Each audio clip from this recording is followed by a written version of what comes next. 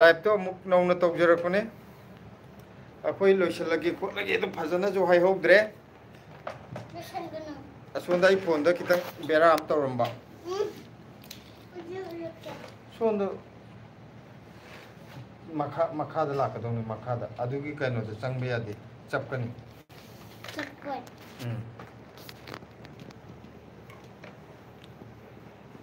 असैना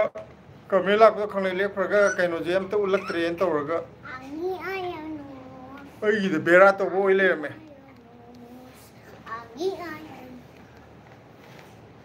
लाओ थुई लाओ नंग यावद्रदी नुंगाइते हायरे ब्लेसी खक्तनी नुंगाइबा तैदे नुंगाइते हायरानी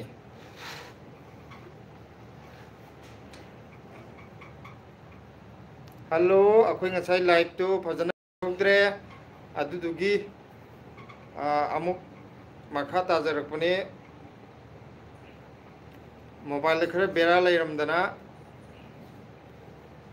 मोमिता वाई थौले ए फास्ट लाइट तौरे नेने थौले हेलो नेने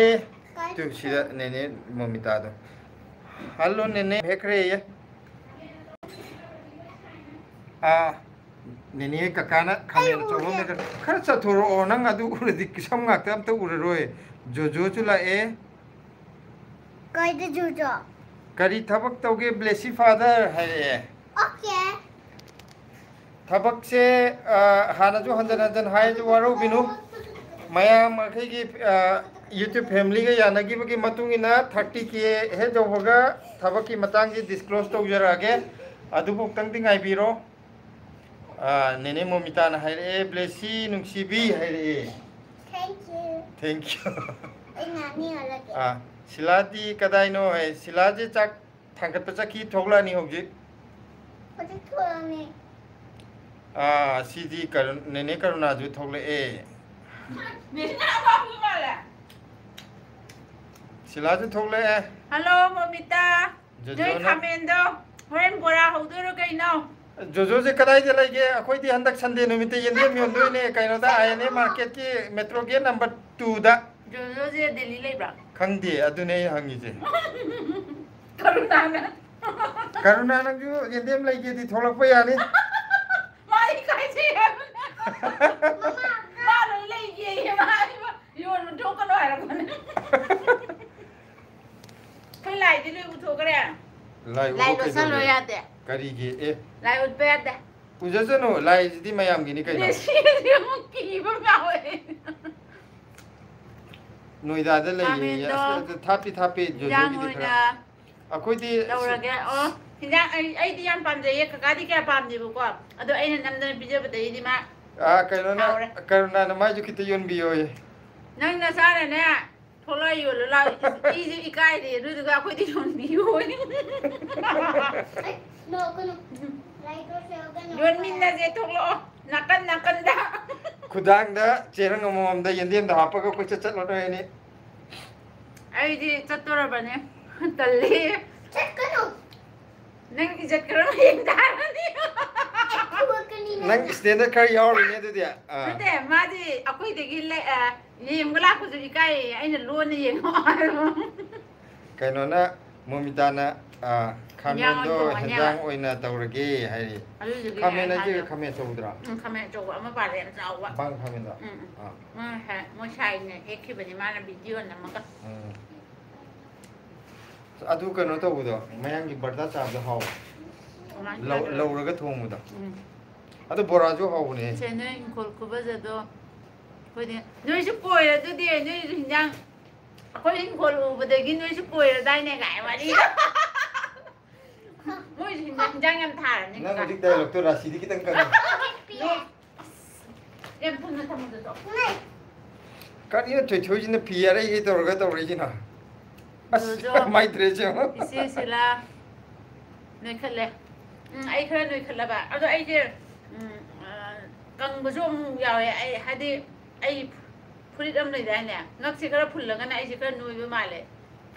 नटदे ngakse सांगदों थांगा अदुबुदि मपानदा अखोइगी पोचै थाबमदा खोय याम पाइरे खोय अमनि दंग चेन गिबदा ममित क पोंपोम पोमगा पोंग नोइ नोइ देबोनि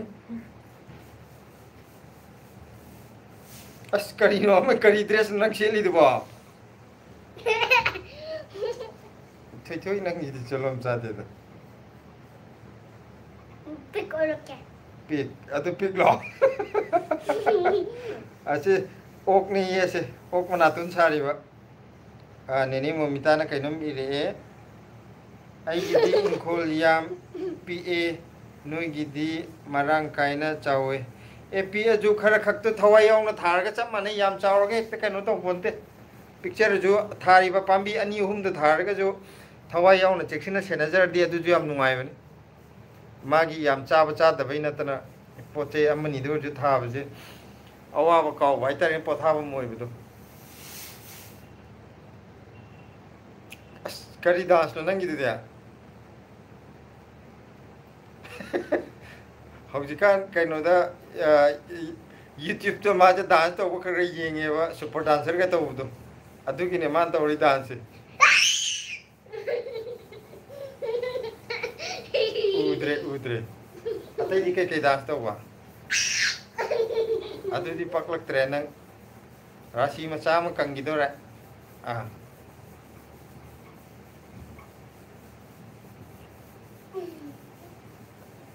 Yeah. ꯍꯣꯏ ꯑꯗꯨꯕꯨꯗꯤ ꯁꯧꯒ꯭ꯔꯤꯗꯤ ꯐꯖꯔꯦ ꯃꯌꯥꯡꯅꯒ ꯑꯍꯨꯝꯂꯛ ꯃꯔꯤꯔꯛ ꯆꯥꯈ꯭ꯔꯦ ꯑꯣ ꯌꯥꯝ ꯐꯩꯌꯦ ꯑꯗꯨꯅꯦ ꯍꯥꯏꯗꯤ ꯑꯩꯈꯣꯏ ꯊꯥꯔꯤꯁꯤꯁꯨ ꯑꯩꯈꯣꯏ ꯃꯌꯥꯝ ꯁꯨꯝ ꯆꯥꯃꯤꯟꯅꯕꯁꯦ ꯑꯩꯈꯣꯏꯁꯤ ꯂꯩꯕ ꯃꯩꯇꯩ ꯏꯆꯤꯟ ꯏꯅꯥꯎ ꯈꯛꯇ ꯅꯠꯇꯦꯕꯀோ ꯑꯩ ꯁꯤ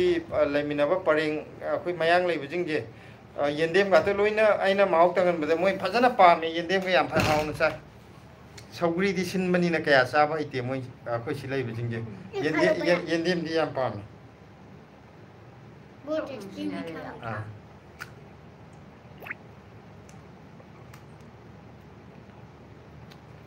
ꯃꯣꯃꯤꯇꯥꯒꯤ ꯃꯌꯥꯡ ꯃꯇꯣꯟꯒ ꯌꯥꯝ ꯐꯕꯅꯤ ꯐꯩ ꯑꯗꯣ ꯁꯧꯒ꯭ꯔꯤꯒ ꯌꯥꯝ ꯆꯥꯃꯤꯟꯅꯩ ꯍꯥꯏ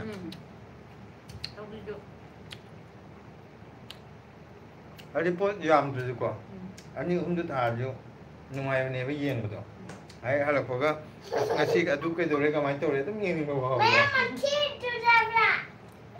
ꯁꯤ ꯕꯦꯠ ꯃꯦꯅꯔꯁ Mati tujarla. ꯁꯨꯄꯔꯃꯦꯟꯒꯤ ꯀꯩꯅꯣ ꯃꯥꯜꯂꯦ ꯌꯦꯟꯗꯦꯝ ꯀꯩ ꯍꯥꯏꯅꯣ ꯌꯦꯟꯗꯦꯝ ꯊꯥꯅꯤꯡꯉꯦ ꯌꯨꯝꯗ ꯆꯠꯄꯗ ꯆꯥꯔ ꯄꯣꯔꯛꯀꯅꯤ ꯃꯥꯅꯦ ꯆꯥꯔ ꯑꯣꯏꯅ ꯄꯣꯔꯛꯄꯁꯨ ꯌꯥꯏ ꯑꯗꯣ ꯆꯥꯔ ꯄꯥꯝꯕꯤꯗꯣ ꯐꯔꯛ ꯇꯥꯔꯁꯨ ꯑꯩꯈꯣꯏꯒꯤ ꯌꯦꯟꯗꯦꯝ ꯃꯔꯨ ꯑꯆꯧꯕꯗꯣ ꯌꯦꯟꯗꯦꯝ ꯃꯔꯨꯗꯣ ꯑꯃꯅꯤꯗꯪ ꯄꯥꯏꯔꯒꯅꯦ ꯑꯗꯨꯝ ꯍꯧꯔꯛꯀꯅꯤ ꯑꯗꯨ ꯆꯥꯎꯅ ꯍꯧꯕꯅꯦ ꯁꯤꯅ ꯎꯝ ꯃꯣꯃꯤꯇꯥꯁꯦ ꯀꯔꯥꯏꯋꯥꯏꯗꯅꯣꯕ ꯂꯩꯁꯦ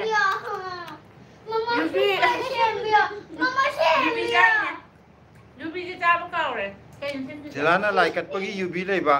ꯅꯍꯥꯟ ꯄꯨꯔꯅꯤꯃꯥ ꯅꯨꯃꯤꯠꯇ ꯀꯠꯄ ꯌꯨꯕꯤꯁꯦ ꯆꯥꯕ ꯀꯥꯎꯅꯕꯗꯨꯗ ꯁꯤꯂꯥ ꯄꯨꯊꯣꯔꯛꯑꯦ ꯑꯥꯎ ꯃꯔꯨꯗꯨꯅ ꯊꯥꯕꯗ ꯑꯩꯈꯣꯏ ꯃꯔꯨꯗꯣ ꯈꯔ ꯆꯥꯎꯕ ꯌꯥꯎꯔꯗꯤ ꯑꯗꯨ ꯄꯥꯝꯕꯤꯗꯣ ꯆꯥꯎꯅ ꯍꯧꯔꯛꯄꯅꯦꯕ ꯄꯥꯝꯕꯤ ꯃꯆꯥ ꯈꯛꯇꯪ ꯄꯣꯔꯛꯑꯒꯗꯤ ꯍꯧꯕꯗꯤ ꯍꯧꯅꯦꯕꯀꯣ ꯑꯗꯣ ꯆꯥꯎꯕ ꯈꯔ ꯃꯇꯝ ꯀꯨꯏꯅ ꯆꯪꯕꯅꯦꯕ ꯃꯔꯨ ꯑꯆꯧꯕꯗꯩ ꯊꯥꯔꯗꯤ ꯌꯦꯟꯗꯦꯝꯗꯣ ꯆꯥꯎꯅ ꯍꯧꯔꯛꯀꯅꯦꯕ ꯑꯗꯨꯒ ꯃꯆꯥ ꯃꯌꯥꯝ ꯖꯔ ꯄꯣꯛꯊꯣꯔꯛꯄꯗꯨꯗ ꯑꯗꯨꯗꯩ ꯑꯗꯨꯝ ꯂꯣꯡꯊꯣꯛꯈꯤꯕ ꯌꯥꯔꯦ ꯑꯇꯩꯗꯤ ꯍꯥꯏꯗꯤ ꯈꯔ ꯊꯨꯅ ꯆꯥꯎꯍꯟꯅꯤꯡꯉꯒꯗꯤ ꯑꯗꯨꯒꯤ ꯋꯥꯔꯤꯅꯤꯗ ꯌꯨꯕꯤ ꯍꯥꯎꯕꯅꯦꯌꯦ ꯃꯣꯃꯤꯇꯥꯁꯦ ꯀꯥꯏꯋꯥꯏꯗꯅꯣ ꯂꯩꯔꯤꯁꯦ ꯑꯝꯇ ꯍꯪꯉꯣ ꯃꯥꯗꯤ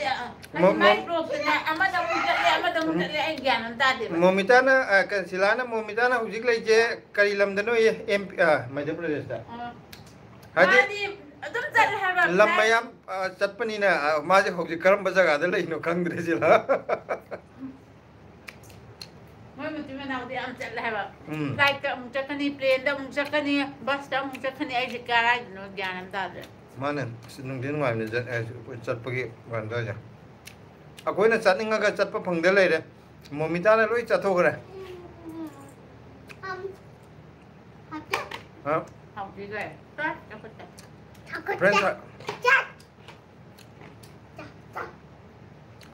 ꯐ꯭ꯔꯦꯟ ꯁꯥꯔꯀꯜꯁꯨ ꯌꯥꯝ ꯆꯥꯎꯕ ꯃꯥꯜꯂꯦ ꯃꯣꯃꯤꯇꯥꯒꯤ ꯄꯄꯥ ꯄꯥꯏꯔꯤꯌꯦ ꯑꯃꯃꯝ ꯂꯣꯏꯔ ꯆꯥꯒꯗꯧꯕꯅꯦ ꯊꯣꯏꯊꯣꯏ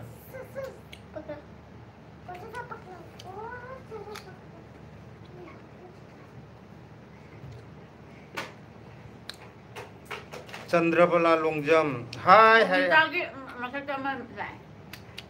ꯍꯣꯏ ꯃꯌꯥꯝ ꯀꯟꯐ꯭ꯌꯨꯁ ꯍꯣꯏ ꯃꯌꯥꯝ ꯀꯟꯐ꯭ꯌꯨꯁ ꯌꯥꯝꯅ ꯇꯧꯔꯕꯅꯤ ꯑꯩꯈꯣꯏꯒꯤ ꯖꯔꯅꯤ ꯃꯌꯥꯝꯁꯦ ꯐꯖꯅ ꯆꯠꯂꯦ ꯑꯩꯗꯤ ꯆꯠꯄꯁꯦ ꯄꯥꯝꯗꯤ ꯌꯥꯝ ꯄꯥꯝꯃꯦꯕ ꯐꯪꯗ ꯂꯩꯔꯦ ꯍꯧꯖꯤꯛꯀꯥꯟ ꯍꯥꯏꯗꯤ ꯅꯣꯏꯅ ꯑꯃꯗꯩ ꯆꯠꯄꯗꯣ ꯀꯜꯂꯛꯄ ꯑꯃ ꯐꯥꯎꯕꯗꯣ ꯆꯠꯅꯤꯡꯕ ꯑꯩꯗꯤ ꯖꯔꯅꯤ ꯆꯠꯄꯁꯦ ꯑꯩꯗꯤ ꯌꯥꯝ ꯅꯨꯡꯉꯥꯏꯕ ꯕ꯭ꯂꯦꯁꯤ ꯍꯥꯏ ꯇꯧꯔꯦ हाय हाय ब्लेसी चंद्रबला लोंजम चिंदजु हायो हाइदो ꯔꯤꯕꯤꯔ ꯀꯩꯅꯣꯝ ꯈꯨꯝꯃꯦ ꯑꯣ ꯑꯩ ꯎꯝꯗꯦ ꯑꯗꯨꯗꯤ ꯍꯥꯏ ꯑꯗꯨꯗꯤ ꯍꯥꯏ ꯑꯣ ꯑꯗꯨꯗꯤ ꯆꯤꯟꯗꯩ ꯍꯥꯏ ꯍꯥꯏꯔꯣ ꯍꯥꯏ ꯅꯨꯡꯉꯥꯏꯕꯤꯔꯤꯕꯣ ꯅꯨꯡꯉꯥꯏꯕꯤꯔꯣ ꯃꯁꯛ ꯎꯔ ꯅꯨꯡꯉꯥꯏꯕꯤꯔꯣ ꯑꯩ ꯀꯔꯤ ꯃꯥ ꯃꯔꯨꯗꯤ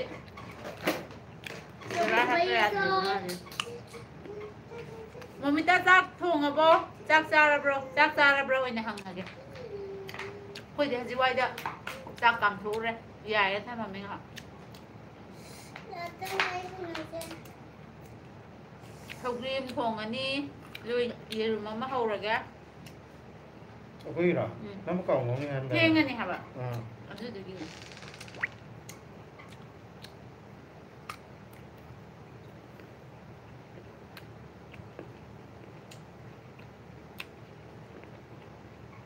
ꯀꯩꯅꯣ ꯉꯥꯏꯍꯥꯛ ꯁꯨꯃꯥꯏꯅ ꯂꯥꯏꯐ ꯑꯃ ꯇꯧꯔꯝꯃꯒ ꯃꯃꯥꯡꯒꯤꯗ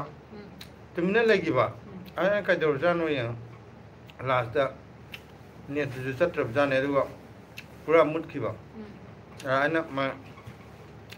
ꯆंद्रबला लोंजम नुंगाइरिये है करी मतेल चाबीरगे ngasi ꯀꯩ ꯂꯝꯗꯩ ꯑꯣꯏꯗꯣꯏꯅꯣꯅ ꯍꯥꯏ ꯁꯨꯃꯥꯏꯅ ꯇꯧꯕꯗ ꯍꯪꯅꯕ ꯌꯥꯝ कछु काइदिए ꯀꯩꯅꯣ ꯁꯦꯝꯗꯣꯏꯁꯦ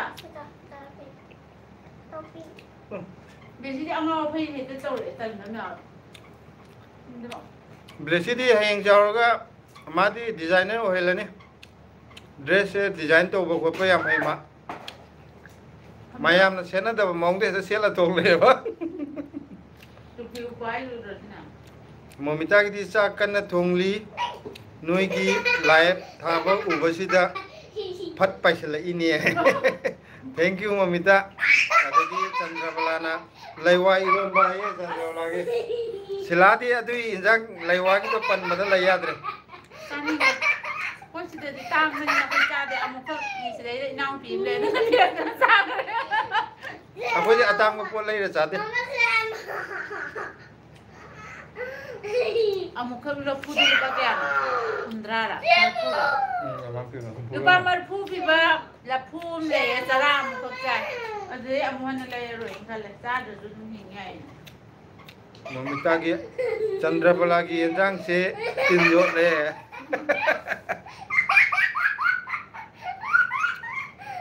मान लेवा जे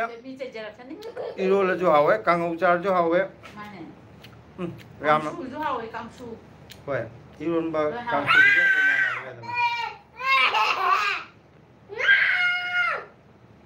ब्लेसीजी तू मीन मेसेज इरे ब्लेसीजी हम जगत लीला हाला Mama, silang thole. ꯀꯩꯅꯣꯁꯦ ꯑꯩ ꯍꯧꯖꯤꯛ ꯍꯥꯒꯠꯆꯔꯝꯃꯦꯕꯀꯣ ꯍꯥꯒꯠꯆꯩꯌꯦꯕꯁꯤꯗ ꯌꯥꯝꯅ ꯀꯩꯅꯣ ꯁꯅꯥꯔꯩꯁꯦ ꯌꯥꯝ ꯐꯩꯅꯦ ꯍꯥꯒꯠꯆꯕꯗ ꯑꯃꯨꯛ ꯍꯟꯅ ꯍꯥꯒꯠꯆꯈꯤꯗ꯭ꯔꯦ ꯗꯥꯛꯁꯤꯗꯤ ꯂꯩꯌꯦꯕꯀꯣ ꯈꯪꯉꯦ ꯉꯁꯤ ꯑꯩ ꯀꯥꯡ ꯆꯤꯛꯑꯁꯨ ꯀꯩꯅꯣ ꯇꯧꯒꯦ ꯌꯥꯗ꯭ꯔꯦ ꯌꯦꯡꯒꯦ ꯀꯥꯡ ꯆꯤꯛꯄꯗꯤ ꯄꯣꯝꯃꯦ सनारे है मथक की पोसे चाहबदा असोन सनारे अहुम याम कंगनबदा नंग मथक तोंगनबदा अदु चाइरमदे फाइदे कंगब पोने दो अतै लो चाइरम कावरिंगा असोन नाकन चाइददिया मथक यादे सो ꯑꯩ ꯀꯦꯁꯟꯅꯕꯁꯦ ꯇꯜꯂꯦ ꯑꯉꯥꯡꯅ ꯑꯩ ꯈꯣꯡ ꯑꯅꯥꯕꯗ ꯐꯝꯖꯜꯂꯦ चंद्रबला से कई लमदे बिदोइना होजा मणिपुर लेबा होइदोरा मणिपुर की काय जगह दो होइदोना मणिपुर होयदे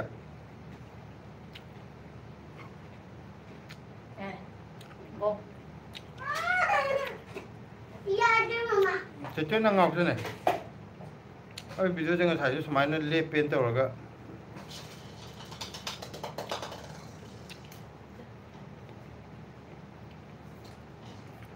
सिगा मी मसिंग जा lại lại lạc đi lại ꯉꯁꯥꯏ ꯁꯨꯃꯥꯏꯅ ꯇꯧꯔꯒ ꯑꯗꯨꯝ ꯍꯦꯡ ꯇꯧꯔꯒ ꯂꯩꯕꯗꯧ ꯂꯩꯒꯦꯕꯀꯣ ꯍꯥꯏꯔꯣ ꯑꯩꯁꯨ ꯑꯝꯗ ꯑꯌꯥꯡꯄꯜꯂꯤ ꯅꯣꯏꯒ ꯑꯩꯈꯣꯏꯒꯗꯤ ꯌꯥꯝ ꯅꯛꯅꯔꯕꯅꯦ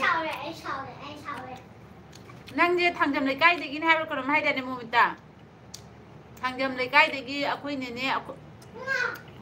ꯑꯃ ꯊꯥꯡꯖꯝ ꯂꯩꯀꯥꯏꯗꯒꯤꯅꯤ ꯑꯩꯈꯣꯏ ꯃꯥꯅ ꯋꯥꯡꯈꯩ ꯀꯩꯊꯦꯜ ꯑꯁꯥꯡꯕꯤꯗꯒꯤꯅꯤ ꯑꯗꯒꯤ ꯃꯌꯨꯝ ꯄꯥꯜꯂꯤꯁꯤꯅ ꯑꯌꯥꯡꯄꯜꯂꯤ ꯊꯋꯥꯟ ꯊꯥꯕ ꯂꯩꯀꯥꯏꯗ ꯑꯗꯨꯗꯤ ꯁꯤꯂꯥꯒꯤ ꯃꯌꯨꯝꯁꯦ ꯊꯧꯋꯥꯟ ꯊꯥꯕ ꯂꯩꯀꯥꯏ ꯑꯣꯏꯗꯣꯏꯅꯦꯕ ꯃꯃꯥꯅ ꯃꯌꯨꯝ ꯄꯥꯜꯂꯤꯁꯦ ꯊꯧꯋꯥꯟ ꯊꯥꯕ ꯑꯣꯏꯗꯣꯏꯕ ꯑꯩꯈꯣꯏ ꯃꯥꯁꯤꯅ ꯋꯥꯡꯈꯩ ꯀꯩꯊꯦꯜ ꯑꯁꯥꯡꯕꯤ ꯑꯗꯨꯒ ꯁꯤꯂꯥꯒꯤ ꯄꯟꯊꯧꯒꯤꯁꯨ ꯊꯧꯋꯥꯟ ꯊꯥꯕ ꯑꯣꯏꯗꯣꯏꯅꯦꯕ ꯃꯣꯃꯤꯇꯥꯁꯦ ꯊꯥꯡꯖꯝ ꯂꯩꯀꯥꯏꯗꯩꯔ ꯀꯩꯅꯣꯝ ꯑꯣꯏꯕꯅꯦꯕ ꯋꯥꯡꯈꯩ ꯋꯥꯡꯈꯩ ꯇꯣꯛꯄꯝ ꯂꯩꯀꯥꯏꯕ ꯋꯥꯡꯈꯩ ꯇꯣꯛꯄꯝ ꯂꯩꯀꯥꯏ ꯋꯥꯡꯈꯩꯒꯤꯗꯤꯅꯤ ꯀꯀꯥ ꯂꯩꯔꯛ ꯈꯨꯗꯤꯡꯒꯤ ꯑꯗꯨꯝ ꯂꯩꯀꯥꯏ ꯍꯥꯏꯕ ꯌꯥꯝ ꯆꯥꯎꯕ꯭ꯔꯥ ꯋꯥꯡꯈꯩꯁꯦ ꯌꯥꯝ ꯆꯥꯎꯕ ꯑꯩꯅ ꯍꯥꯏꯒꯗ꯭ꯔꯥ ꯋꯥꯡꯈꯩꯒꯤꯗꯣ ꯌꯥꯝ ꯆꯥꯎꯕꯁꯨ ꯍꯥꯏꯕ ꯌꯥꯗꯦ ꯌꯥꯝ ꯆꯥꯎ ꯃꯣꯃꯤꯇꯥ ꯋꯥꯡꯈꯩꯁꯦ ꯌꯥꯝ ꯆꯥꯎꯕ꯭ꯔꯥ ꯑꯩ ꯍꯥꯏꯗꯤ ꯅꯪꯅꯔꯁꯨ ꯑꯩ ꯀꯩꯁꯨ ꯈꯪꯖꯜꯂꯨꯗꯦ ꯍꯥꯏꯕ ꯌꯥꯝ ꯆꯥꯎꯕ꯭ꯔꯥ ꯋꯥꯡꯈꯩꯗ ꯑꯪꯉꯣꯝ ꯂꯩꯀꯥꯏ ꯍꯥꯏꯕ꯭ꯔꯥ ꯑꯃꯗꯤ ꯂꯩꯗꯥꯏꯅꯦ ꯂꯩꯔꯛ ꯌꯣꯡꯂꯥꯟ ꯂꯩꯔꯛ ꯍꯥꯏꯕꯗꯨꯗꯁꯨ ꯌꯣꯡꯂꯥꯟ ꯂꯩꯔꯛꯁꯤꯁꯨ ꯋꯥꯡꯈꯩ ꯉꯥꯛꯇꯅꯤ ꯃꯥꯅ ꯑꯗꯨꯗꯁꯨ ꯆꯥꯎꯋꯦ ꯌꯥꯝꯅ ꯆꯥꯎꯋꯦ ꯀꯀꯥ ꯑꯩꯈꯣꯏ ꯀꯀꯥꯁꯦ ꯌꯣꯡꯂꯥꯟ ꯂꯩꯔꯛꯇꯁꯨ ꯇꯨꯏꯁꯟ ꯇꯝꯃꯦꯌꯦ ꯑꯪꯉꯣꯝ ꯂꯩꯀꯥꯏꯗꯁꯨ ꯇꯨꯏꯁꯟ ꯇꯝꯃꯝꯃꯦꯌꯦ ꯃꯣꯃꯤꯇꯥ ꯈꯪꯉꯝꯕꯁꯨ ꯌꯥꯏ ꯗꯦꯜꯂꯤꯗ ꯂꯥꯛꯂꯝꯃꯦ ꯆꯟꯗ꯭ꯔꯕꯂꯥꯁꯦ ꯗꯦꯜꯂꯤꯗ ꯂꯥꯛꯂꯝꯃꯦ ꯑꯥꯒꯁ 10 ꯍꯜꯂꯛꯏꯅꯦ ꯏꯆꯥꯅꯨꯄꯤ ꯑꯦꯄꯣꯂꯣꯗ ꯅꯔꯁꯤꯡ ꯑꯣꯐꯤꯁꯥꯔ ꯑꯣꯏ ꯑꯩꯈꯣꯏ ꯀꯩꯁꯥꯝꯄꯥꯠꯇꯒꯤꯅꯦ ꯀꯩꯁꯥꯝꯊꯣꯡ ꯀꯩꯁꯥꯝꯊꯣꯡ ꯍꯥꯏꯔꯣ ꯍꯥꯟꯅ ꯈꯪꯅꯔꯝꯃꯗꯤ ꯊꯦꯡꯅꯔꯝꯕ ꯌꯥꯕꯅꯦ ꯗꯦꯜꯂꯤ ꯂꯥꯛꯑꯝꯕꯗꯣ ꯌꯣꯡꯂꯥꯟ ꯂꯩꯔꯛ ꯑꯉꯣꯝ ꯂꯩꯀꯥꯏ ꯏꯟꯊꯦꯝ ꯄꯨꯈ꯭ꯔꯤ ꯃꯄꯥꯟ ꯏꯟꯊꯦꯝ ꯄꯨꯈ꯭ꯔꯤ ꯃꯄꯥꯟꯒꯤ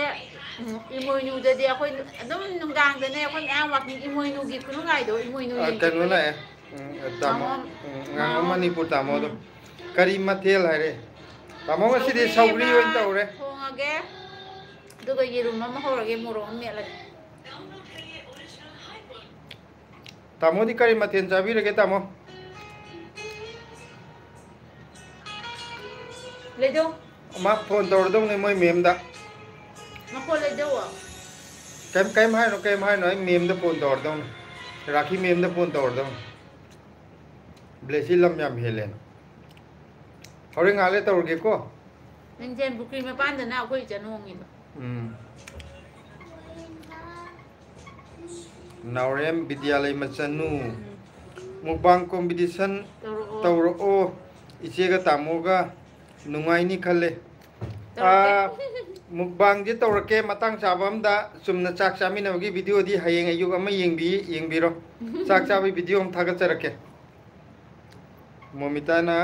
ꯉꯥꯉꯣꯝ ꯃꯅꯤꯄꯨꯔ ꯅꯨꯡꯉꯥꯏꯔꯤꯕ꯭ꯔꯣ ꯍꯥꯏ ꯇꯥꯃꯣꯗ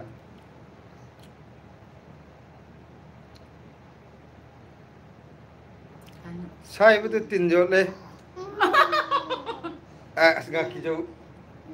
ꯉꯥꯀꯤꯖꯧ ꯑꯌꯥꯏꯕꯗꯤ ꯂꯩꯇꯦ ꯉꯥꯀꯤꯖꯧ ꯏꯔꯣꯝꯕ ꯆꯥꯏ ꯍꯥꯏꯕꯅꯦ ꯑꯣ ꯑꯁ ꯉꯥꯀꯤꯖꯧꯁꯦ ꯑꯩꯗꯤ ꯁꯧꯒ꯭ꯔꯤ ꯑꯩ ꯊꯣꯡꯕ ꯆꯥꯔꯛꯇ꯭ꯔꯤ ꯑꯝꯇ ꯉꯥꯀꯤꯖꯧ ꯏꯔꯣꯝꯕꯁꯦ ꯉꯥꯀꯤꯖꯧ ꯁꯣꯛ ꯍꯥꯏꯅꯕꯗꯣ ꯑꯩ ꯆꯥꯔꯛꯇ꯭ꯔꯤꯕ ꯉꯥꯀꯤꯖꯧ ꯑꯇꯥꯎꯕꯕꯨꯗꯤ ꯆꯥꯔꯛꯑꯦꯕꯀꯣ ꯁꯣꯛꯁꯨ ꯍꯥꯎꯋꯦ ꯑꯗꯒꯤ ꯃꯤ ꯍꯥꯏꯅꯩꯗꯨꯗꯤ ꯉꯥꯀꯤꯖꯧ ꯁꯣꯛ ꯀꯥꯏꯅ ꯍꯥꯎꯋꯦ ꯑꯁ ꯉꯥꯀꯤꯖꯧ ꯁꯣꯛꯇ ꯉꯥꯎꯅꯩ ꯉꯥꯀꯤꯖꯧ ꯁꯣꯛꯁꯨ ꯍꯥꯎꯋꯦ ꯑꯗꯩ ꯁꯧꯒ꯭ꯔꯤ ꯊꯣꯡꯉꯒ ꯉꯥꯀꯤꯖꯧ ꯍꯥꯞꯄꯗꯣ ꯑꯗꯨꯁꯨ ꯑꯁ ꯉꯥꯀꯤꯖꯧꯁꯤꯗꯤ ꯃꯍꯥꯎꯗ ꯍꯥꯎꯋꯦꯗ ꯇꯥꯃꯣ ꯑꯍꯥꯎ ꯆꯥꯊꯔꯦ ꯉꯁꯤꯗꯤ ꯍꯧꯖꯤꯛꯀꯥꯟ ꯉꯥ ꯌꯥꯝ ꯐꯥꯅꯖꯥꯠꯂꯣ मम्मा मुझे ग्लूकोज पीना है ग्लूकोज खत्म हो गया नहीं लेते ब्लेसी आई फोन तौगे ꯍꯧꯖꯤꯛ ꯑꯗꯨ ꯊꯛꯄ ꯌꯥꯗꯦ ꯆꯥꯛ ꯆꯥ ꯀꯩꯅꯣꯅ ꯃꯣꯃꯤꯇꯥꯅ ꯇꯥꯃꯣꯗ ꯅꯨꯡꯉꯥꯏꯔꯤꯕ꯭ꯔꯣ ꯇꯥꯃꯣꯅ ꯋꯥꯏ ꯇꯥꯃꯣꯁꯤ ꯌꯥꯝ ꯅꯨꯡꯉꯥꯏꯕꯤꯅꯤ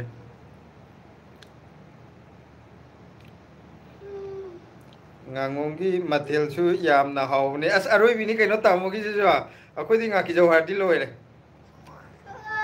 ꯍꯥꯟꯅ ꯉꯥꯀꯤꯖꯧ ꯊꯥꯔꯛꯄ ꯅꯨꯃꯤꯠꯇ ꯁꯧꯒ꯭ꯔꯤꯗ ꯍꯥꯞꯄ ꯆꯥꯕꯒꯤ ꯃꯍꯥꯎꯗꯣ ꯉꯁꯤꯐꯥꯎ ꯀꯥꯎꯕ ꯉꯝꯗꯦ ꯃꯥꯅꯦ ꯀꯨꯏꯅ ꯆꯥꯔꯨꯗ꯭ꯔꯒ ꯀꯩꯅꯣ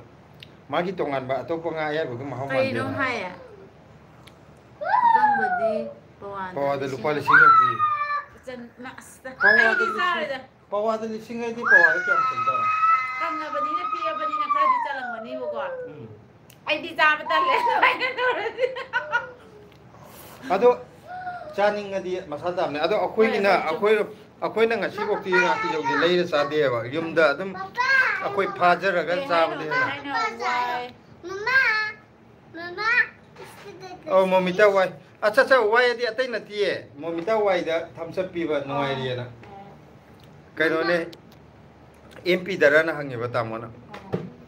ꯅꯥꯎꯔꯦꯝ ꯕꯤꯗ꯭ꯌꯥꯂꯩ ꯃꯆꯅꯨ ꯏꯆꯦꯁꯦ ꯂꯥꯏꯐꯇꯅ ꯍꯦꯟꯅ ꯃꯁꯛ ꯐꯖꯩꯀꯣ ꯃꯍꯤꯡ ꯀꯥꯕꯤꯔꯝꯒꯅꯤ ꯑꯩꯗꯤ ꯃꯍꯤꯡꯁꯤ ꯆꯣꯡꯊꯣꯛꯑꯦꯅ ꯈꯔ ꯂꯥꯞꯅ ꯂꯩ ꯂꯥꯏꯐꯇꯗꯤ ꯃꯦꯀꯞꯁꯨ ꯌꯥꯎꯗꯦ ꯑꯣꯔꯤꯖꯤꯅꯦꯜ ꯆꯣꯡꯊꯣꯛꯄꯗꯨꯗ ꯑꯣꯏꯔꯝꯒꯅꯤ ꯀꯩꯅꯣꯁꯨ ꯇꯧꯔꯦꯗꯅ ꯀꯔꯤꯝꯇꯁꯨ ꯍꯥꯞꯇꯦ ꯑꯁ ꯑꯩꯗꯤ ꯌꯥꯝ ꯐꯖꯕꯖꯥꯠꯅꯤ ꯆꯨꯝꯃꯦ ꯍꯣꯏ ꯃꯥꯅꯤ ꯉꯥꯡꯉꯣ ꯑꯩ ꯀꯩꯅꯣꯗ ꯕꯦꯁꯤ ꯀꯞꯁꯟꯅꯒꯅꯨ ꯂꯥꯛꯁꯤ ꯂꯥꯛ ꯕ꯭ꯂꯦꯁꯤ ꯎꯗ꯭ꯔꯦ ꯍꯥꯏꯔꯛꯑꯦ ꯕ꯭ꯂꯦꯁꯤ ꯀꯥꯏ ꯆꯠꯈ꯭ꯔꯒꯦ ꯍꯪꯉꯦ ꯕ꯭ꯂꯦꯁꯤ ꯇꯨꯝꯖꯟꯅꯈ꯭ꯔꯦ ꯕ꯭ꯂꯦꯁꯤ ꯂꯝ ꯍꯦꯜꯂꯦ ꯍꯥꯏꯈ꯭ꯔꯒꯦꯀꯣ ꯕ꯭ꯂꯦꯁꯤ ꯅꯨꯡꯁꯤ ꯀꯗꯥꯏ ꯃꯁꯛ ꯎꯗ꯭ꯔꯦ ꯍꯥꯏꯔꯛꯑꯦ ꯅꯪ ꯇꯨꯝꯅꯤꯡꯉꯛꯑꯦ ꯇꯨꯝꯊꯣꯛꯎꯔꯒꯦꯔꯣ ꯇꯧꯗꯅ ꯅꯪꯅ ꯈꯗ꯭ꯔꯛ ꯃꯗ꯭ꯔꯛꯇ ꯇꯧꯅꯨꯅꯦ ꯊꯣꯏꯊꯣꯏ ꯕ꯭ꯂꯦꯁꯤ ꯏꯁꯩ ꯇꯥꯅꯤꯡꯉꯦ ꯍꯥꯏꯔꯛꯑꯦ ꯇꯨ ꯁꯤꯗꯩꯗ ꯍꯥꯏꯔꯛꯑꯦ ꯕ꯭ꯂꯦꯁꯤꯗꯣ ꯏꯁꯩ ꯑꯝꯇ ꯁꯛꯍꯜꯂꯛꯑꯣ ꯏꯁꯩ ꯇꯥꯅꯤꯡꯉꯦ ꯍꯥꯏ ꯐꯔꯦ ꯐꯔꯦ ꯑꯗꯨꯗꯤ ꯏꯁꯩ ꯌꯥꯎꯍꯜꯂꯛꯑꯔꯣꯏꯒꯦ ꯂꯥꯛꯑꯕꯣ ꯁꯛꯄ ꯂꯥꯛꯑꯣ ꯂꯥꯛꯑꯣ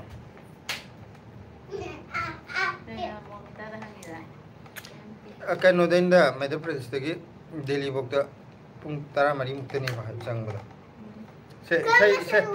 ꯅꯪꯅ ꯁꯛꯅꯤꯡꯕ ꯑꯃ ꯁꯛꯑꯣ ꯀꯔꯝꯕ ꯏꯁꯩꯅ ꯈ꯭ꯋꯥꯏ ꯄꯥꯝꯒꯦ ꯅꯪꯅ ꯄꯥꯝꯕ ꯏꯁꯩꯁꯦ ꯀꯔꯤ ꯏꯁꯩꯅꯣ ꯃꯌꯥꯝ ꯑꯩꯅ ꯏꯁꯩ ꯑꯃ ꯁꯛꯆꯒꯅꯤ ꯃꯌꯥꯝ ꯇꯥꯕꯤꯌꯨ ꯍꯥꯏꯌꯣ ꯃꯌꯥꯝ ꯑꯩꯅ ꯏꯁꯩ ꯁꯛꯇꯣꯔꯕꯅꯦ ꯇꯥꯕꯤꯌꯣ ꯁꯣꯟꯗ ꯑꯣꯟꯁꯤꯜꯂꯒ ꯍꯥꯏꯒꯗꯧꯅꯦ ꯃꯌꯥꯝ ꯑꯩꯅ ꯏꯁꯩ ꯁꯛꯄꯤꯗꯣ ꯇꯥꯕꯤꯌꯣ ꯑꯗꯨꯒ ꯏꯁꯩ ꯁꯛꯑꯒ ꯑꯩꯅ ꯐꯖꯩ ꯐꯖꯗꯦ ꯍꯥꯏꯕꯤꯔꯛꯑꯣ ꯑꯩꯒꯤ ꯐꯖꯗꯦ ꯐꯖꯩ ꯍꯥꯏꯔꯛꯑꯣ ꯁꯣꯏꯔꯁꯨ ꯉꯥꯛꯄꯤꯌꯨ ꯁꯣꯏꯔꯁꯨ ꯂꯥꯛꯄꯤꯌꯨ ꯑꯗꯨꯒ ꯑꯩꯅ ꯗꯥꯟꯁ ꯇꯧꯔꯅꯤ ꯗꯥꯟꯁ ꯇꯧꯔꯅꯤ ꯑꯩꯅ ꯃꯀꯣꯛꯁꯨ ꯎꯞꯄꯅꯤ ꯑꯗꯨꯒ ꯑꯩꯅ ꯐꯅꯦꯛ ꯁꯦꯠꯂꯅꯤ ꯁ꯭ꯀꯨꯜꯁꯨ ꯆꯠꯂꯅꯤ ꯁ꯭ꯀꯨꯜꯁꯨ ꯆꯠꯂꯅꯤ ꯅꯦꯅꯦ ꯑꯅꯨꯁꯨ ꯆꯪꯉꯛꯑꯦ ꯍꯥꯏ ꯍꯥꯏꯔꯛꯑꯦ ꯀꯥꯏꯗ ꯅꯦꯅꯦꯅ ꯆꯪꯉꯒꯦ ꯇꯨ ꯁꯤꯗꯩꯗ ꯅꯦꯅꯦ ꯑꯅꯨ ꯍꯥꯏ ꯍꯥꯏꯈ꯭ꯔꯣ ꯅꯦꯅꯦ ꯑꯅꯨ ꯗꯤꯜꯂꯤꯗ ꯂꯩꯕ ꯅꯦꯅꯦ ꯑꯅꯨ ꯑꯩꯒꯤ ꯕꯦꯛ ꯑꯅꯨ ꯑꯩꯈꯣꯏꯗꯤ ꯁꯟꯗꯦ ꯅꯨꯃꯤꯠꯇ ꯄꯣꯠ ꯌꯣꯟꯗꯣꯏꯅꯦ ꯅꯪ ꯂꯥꯛꯑꯣꯏꯗ꯭ꯔꯣ ꯂꯩꯕ INA ꯃꯥꯔꯀꯦꯠꯇ ꯒꯦꯠ ꯅꯝꯕꯔ 2ꯗ ꯒꯦꯠ ꯅꯝꯕꯔ 2ꯗ ꯁꯟꯗꯦ ꯅꯨꯃꯤꯠ ꯄꯨꯡ 5ꯗꯒꯤꯅ ꯄꯨꯡ 7 ꯐꯥꯎ 3 ꯐꯥꯎ 3:30 ꯍꯥꯏꯌꯣ ꯃꯣꯏ 7 ꯇꯥꯔꯝꯗꯥꯏꯗ ꯂꯥꯛꯑꯗꯤ ꯅꯪꯉꯔꯣꯏ ꯅ 7ꯗ ꯆꯪꯗꯣꯏꯅꯦ ꯑꯀꯛꯅꯕ ꯃꯇꯝꯅꯤ ꯀꯗꯥꯏꯗ ꯍꯪꯉꯛꯑꯦ INA market metro station gate number 2 INA head market लेबा मेट्रो दो मार्केट है मना की दो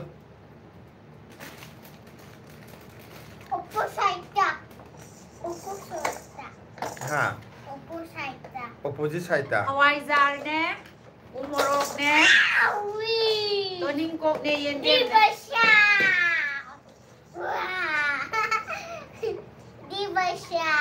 लाओ ना इना इसे सकने है सकते ब्लेसी की इसे हम तो सर्वो ना गाय लेने रे सीधा करी पोनो ये अंगांगोम तामो ना तामो कोई योंदो के मना मसिंग ने हवाई जहाज ने अकोई हिंगोन की मना मसिंग हवाई जहाज के योंदो ने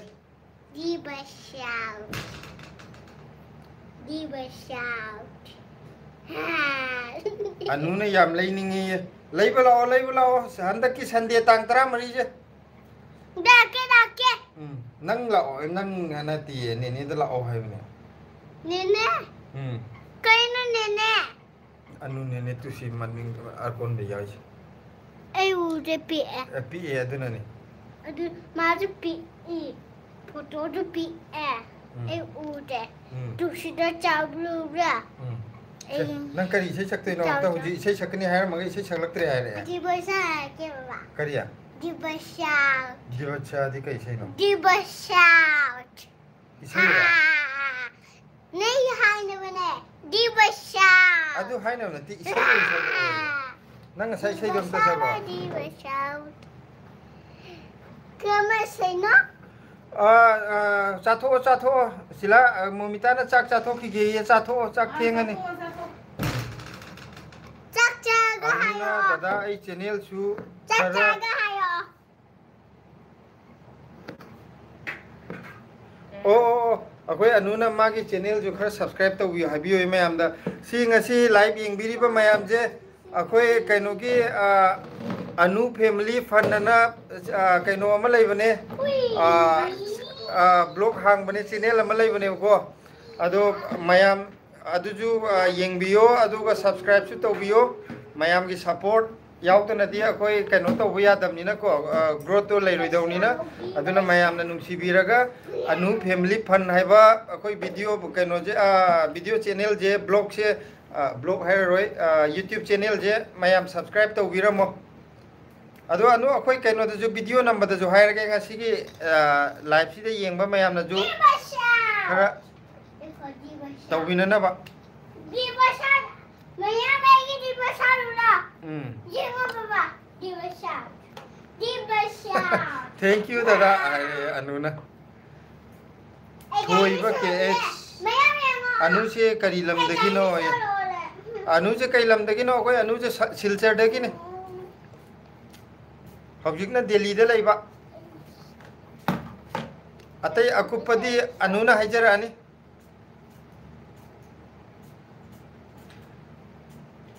अनुना मयाम पुमनमक अनुना खुरुमजरी ये मयाम अनु की चैनल जु सपोर्ट तौबिरमो अनु फैमिली फन ना लैबने याम नुंसीबा अंगांग अमजु यावबने अनि अनि अखर चावदुगा नुपांग नुपी का कंप्लीट फैमिली है जे तारे अनु के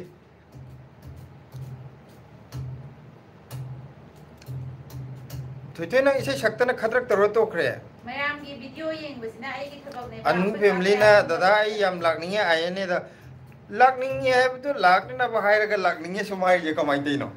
अदने आइना लाओ हायरदुगा तो लाकदी नो इकाय दा अदना अखोई पोजोन बोइन थोलादे ने म्याम इकाय दनो युमदा लाकपजे इकाय है मिजु यावेबको अदुम लाकपजु यावेबा अखोई अदुम करी हाइतारे अखोइदा अखोइगा सुम पोचै थाबा खोटपजे नुंसीबी हाइतारे अदो मयाम अमजु लाए अदो खितंग लाकपदा हंगोइबा खरे इकायगनबा मिजु मयाम यावे अदुना अखोई युमदा अदुम लाकपदा कैम कैनो तौदबा कैम कायदे अखोइदि अदो लाकपदा कैम हंगोइद्रगदि अदुम लाकबियो लाकपा तलगना अखोई मार्केट थोकले लाकपा तनबा कांगुगी मार्केट उन्नजेना तनबजु लाकबे कोने मितदा येलो ब्लू अनुदी एग्जाम ले अंगांगी एग्जाम ले रदी कोना मथंग द युम द ओइन लाओ अदुना फरनी pink orange white brown grey आयने मार्केट ए मनाक्तनी युमजु अदुना थीबजु कैम वादमने खोइदि दिल्ली हाट तो है मार्केट ए मनाकनिना हयेंग लाकनी हैबदुदा अखोइना लोकेशन तो थाजल लोरे आई शावरे एन दाशो नंग सिंगी तो गया सिंगी तंग मेट के सिका तो सिंग हां मदुदा कैनोमगा थंजिंग मचाम तंग यावरदि को मदुदा तंग जेनवा मी मचाम तंग हापनि को इकाय तबी सिंजु चादुइने अदर थांजिंग दि यावद्रे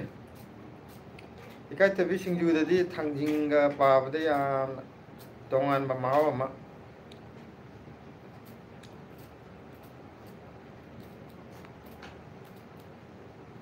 अनुना होय अदुना फरनी खरा कुइना टाइम स्पेंड तौबा फंगनी अने लाओ कैनो तो रजु याय अखोई सिदा खरंगना लागा चाक ओइना चराम चामिनरजु याय हाना पाउद फाउनरगदि उइरबनी माने लाके लाके हाय जेमा इकाय नंग धप तौर लैरेको मयाम बतो लोइगरे मैंग तो चानिंग है ब्रो मयाम तो न्याम पाने मयाम तो लोइगरे अदगी येंदे तुमका मथा अदुम माइ लोइगरे हयेंग नंग लाकपदा लेबाक पोत थाबा होरपगी लेबाक ngangai रदि खंगदे हाइदि पोत फरिङै मतम लाकतरमनिना हौजिंग मयांग तो लोइग्रे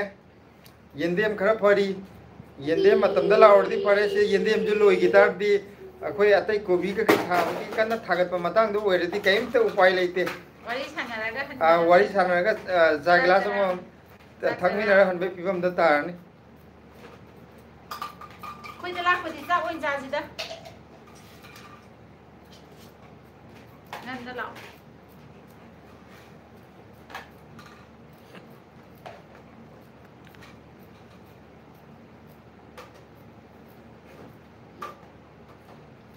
umuro asung mo masado hapsel kin silsa ng gudra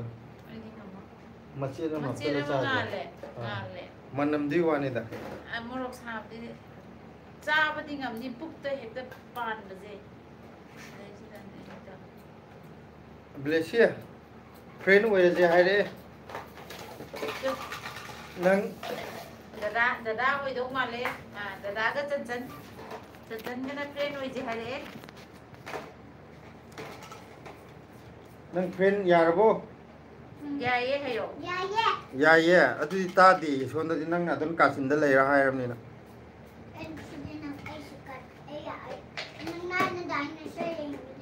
adu sidala ut ka dong ne ai na du ka mai udai na ngasai chair to si to udai ni oh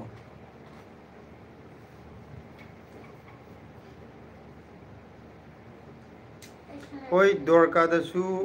koirak tabani se kaino koirak kadabani hai ro dorka da koirak ke khoi dorka da yam la me da hana nang ga khangna haidi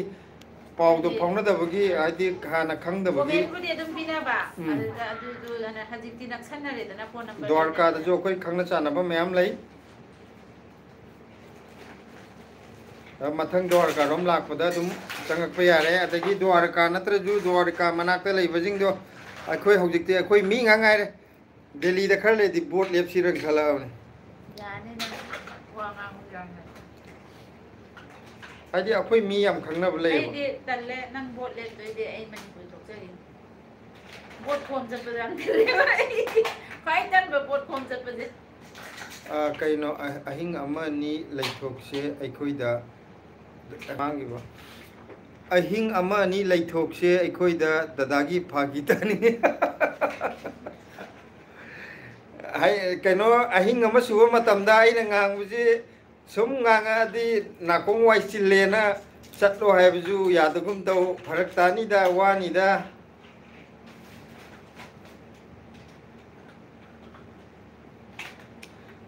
silchar da su yum pibirani dada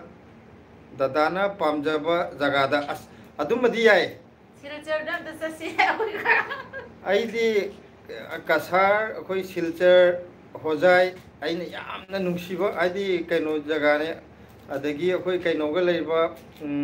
manipur gi mapanda maitai ta ba haitare ne ko aduga kasar silchar jidi thaina dagi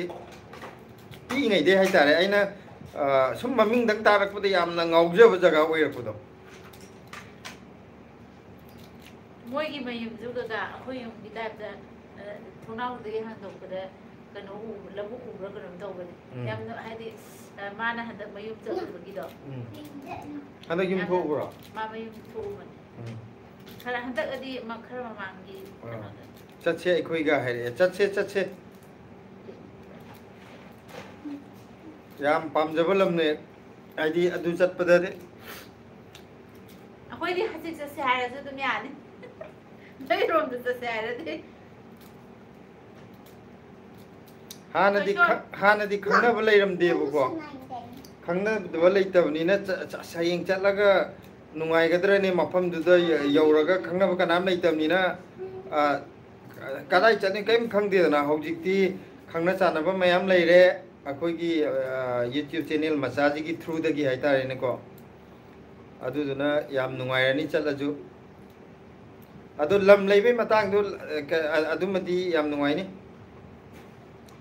sumila thiam hai sila hojik to wi live se haire sumila na hello chak jarabo chak ti charamani ji pung thengam ni na ko di chak chadri कोई life से ममांग the मते मंगा तौरबने अदुगा कइनोजे आइगी phone से खितंग बेरा लाकपदगी अमु कक्थलगा अनि सुबो life हौरइने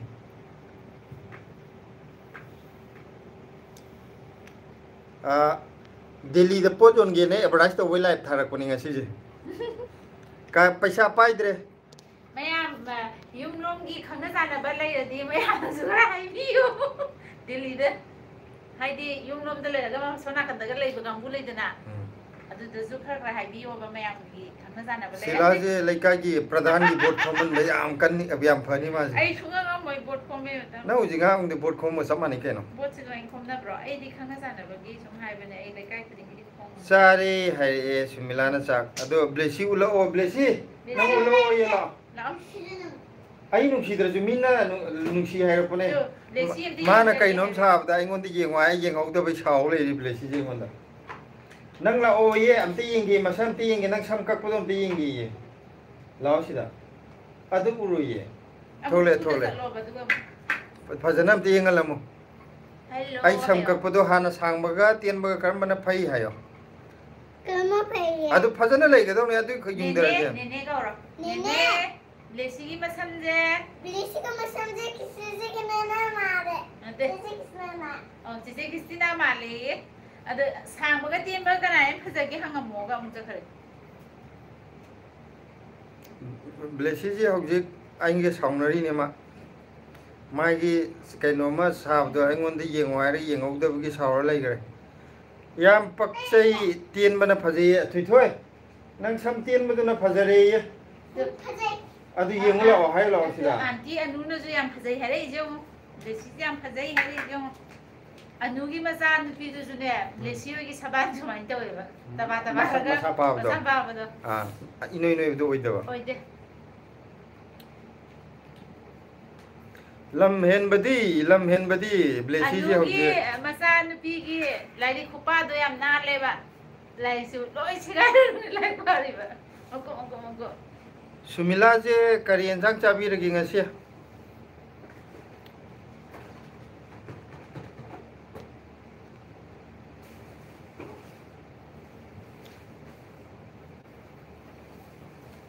Blessy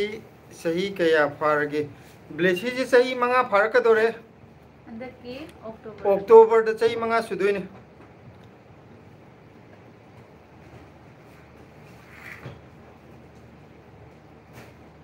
नंगी नचानुपी अतोमबिदो नचानुपीदो अदुदैदि blessing ने खरा हल्लनी नचानुपादुना अमु खिदंग हंदोइबा माल नुपी दुगा नुपादुगे कारक ओइदोइरा ब्लेसी जा माने ओइदो माल ब्लेसी ना हल्लम मजी नुपादो चाव मोय माइदि मचानुपादो क्लास कनो तोरो ओ ब्लेसी ना मरक ओइरमनी अदुदि अंगांग नुपी दुगा नुपादुगे मचानुपादो